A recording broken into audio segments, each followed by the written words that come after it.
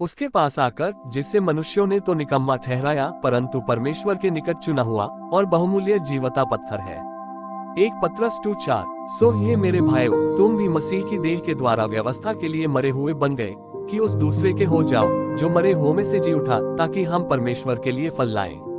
Romeo 7:4। क्योंकि जब हम शारीरिक थे तो पापों की अभिलाषाएं जो व्यवस्था के द्वारा थी, मृत्यु का फल उत्पन्न करने के लिए हमारे अंगों में काम करती थी।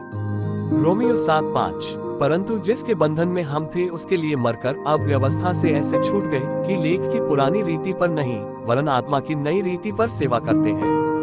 रोमियो 7:6। तो हम क्या कहें? क्या व्यवस्था पाप है? कदापि नहीं, वरन बिना व्यवस्था के मैं पाप को नहीं पहचानता। व्यवस्था यदि न कहती कि लालच मत कर तो मैं लालच को न जानता।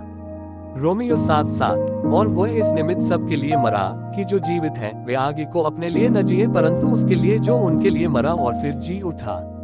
2 कुरिन्थियों 5:15। सो अब से हम किसी को शरीर के अनुसार न समझेंगे, और यदि हमने मसीह को भी शरीर के अनुसार जाना था तो भी अब से उसको ऐसा नहीं जानेंगे। कुरिन्थियों 5:16।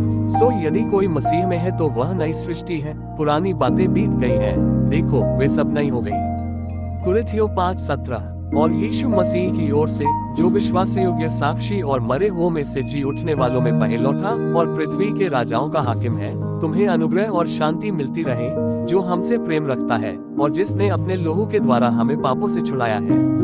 प्रकाशित वाक्य 1:5। और हमें एक राज्य और अपने पिता परमेश्वर के लिए याजक भी बना दिया, उसी की महिमा और पराक्रम युगानुयुग रहे। आमीन। प्रकाशित वाक्य 1:6। मैं मसीह के साथ क्रूस पर चढ़ाया गया हूँ, और अब मैं जीवित न रहा पर मसीह मुझ में जीवित है, और मैं शरीर में अब जो जीवित हूँ तो केवल उस विश्वास से जीवित हूँ जो परमेश्वर के पुत्र पर है, जिसने मुझसे प्रेम किया और मेरे लिए अपने आप को दे दिया।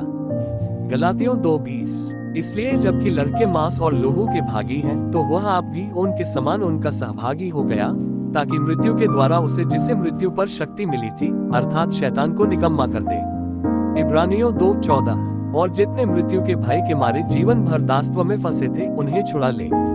इब्रानियों 2:15।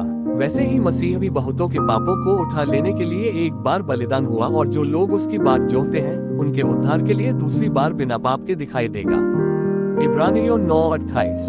और उसके पुत्र के स्वर्ग पर से आने की बात जोहते रहो, जिसे उसने मरे हुओं में से जिलाया, अर्थात यीशु की, जो हमें आने वाले प्रकोप से बचाता है। 1 थिस्सलुनीकियों 1:10। जीसस शिक्षा यूट्यूब चैनल को सब्सक्राइब करें और बेल आइकॉन को दबाएं, और इस वीडियो को ज्यादा से ज्यादा शेयर करें। लाइक कमेंट करना ना भूलें। धन्यवाद। जय मसीह।